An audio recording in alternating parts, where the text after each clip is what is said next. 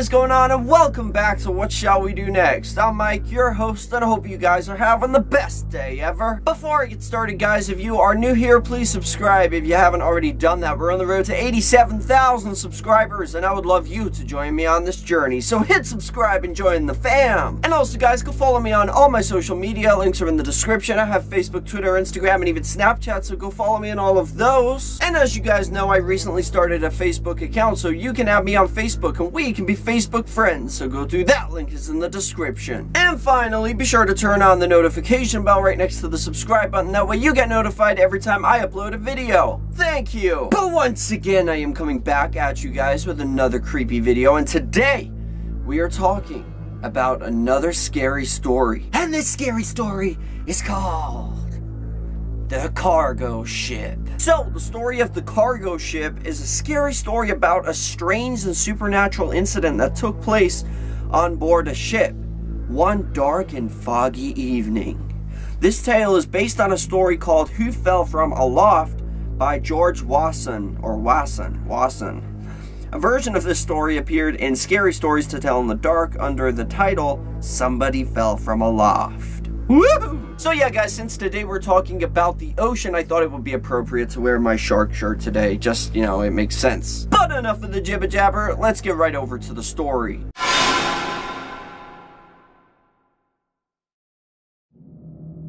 The Cargo Ship.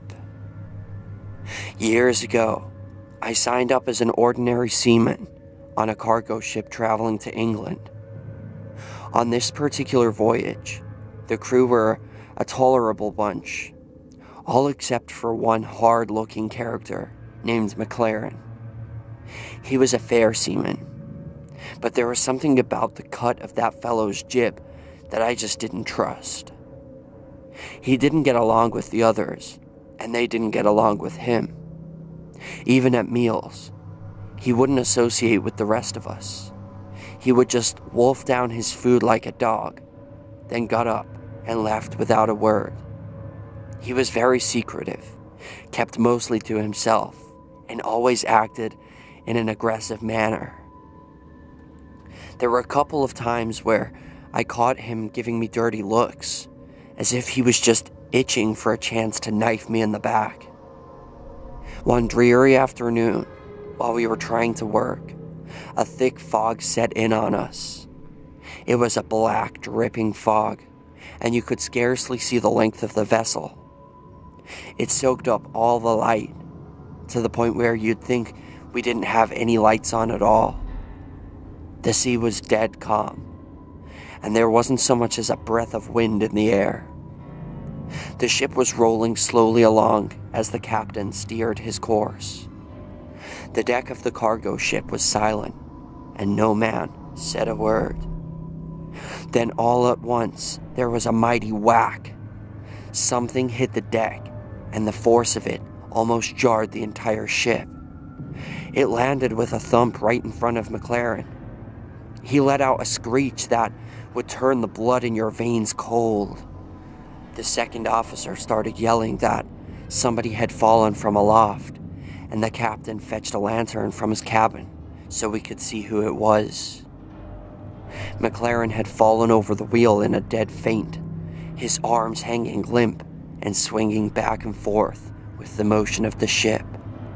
By the light of the lantern, we could see something or someone lying out there on the deck, just in front of the wheel.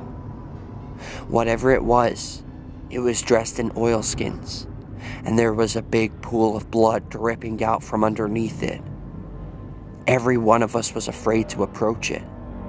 We all knew that nobody was supposed to be up in the crow's nest, so none of us could explain how a body ended up falling and landing on the deck. Eventually, some of the crew mustered the courage to turn over the corpse and take a good look at its face.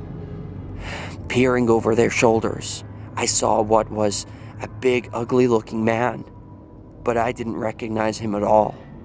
In fact, there wasn't a soul on board that knew who he was or what he had been doing up there.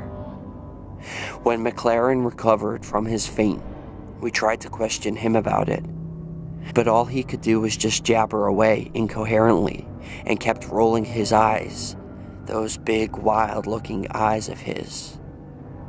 Seamen are a suspicious bunch at the best of times, and everyone on board was getting more and more frightened.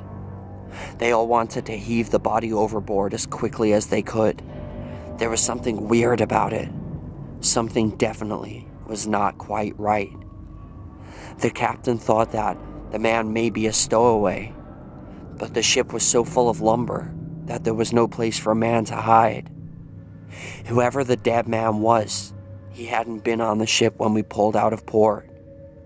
The second officer gave orders to throw the corpse over the side, but the crew were convinced that there was something supernatural afoot, and all of them were afraid to touch it. The second officer was shouting at this one and that one, but he couldn't coax anyone into moving a muscle. All of a sudden, McLaren started yelling like a lunatic and ran out onto the deck. "I've handled him once, I can handle him again," he cried, and he picked up the corpse and dragged it over to the railing. Just as he was about to heave it over the side, the thing reached out with its two big long arms, wrapped them around him. Before anyone knew what was happening, the pair of them went over the rail together. Just as they did so, up came the most horrible laugh any of us have ever heard. The crew gathered around, staring bug-eyed at the terrifying scene. The second officer was yelling at us to launch a boat to rescue McLaren, but nobody would dare to get into a boat, not after what they had just witnessed. We threw a couple of life preservers over the side, but we all knew nothing on God's green earth would save him now. Later on, the captain told us that when he was on his last trip, there was a really big fellow who had always been picking on McLaren and pushing him around. There was a bad blood between them, and McLaren always made threats about how he would someday get his revenge. One wet and dirty night, the two of them were up in the crow's nest alone, in the middle of the night. The big fellow somehow fell and struck the deck like a ton of bricks. When they found him, he was stone cold dead, said the captain. Deader than 40 herring. When they questioned McLaren about it, he said that it had all been a terrible accident. The rope ladder they were using suddenly snapped, and the big fellow plunged to his death. McLaren claimed that he might have fallen himself but for the grace of God. However, nobody believed his story. Everyone who saw the rope ladder knew it didn't give way on its own. The rope had been cut through with a knife, but they couldn't prove anything, so they had to let the matter drop. In the end, I guess the big fellow took care of things in his own way, said the captain.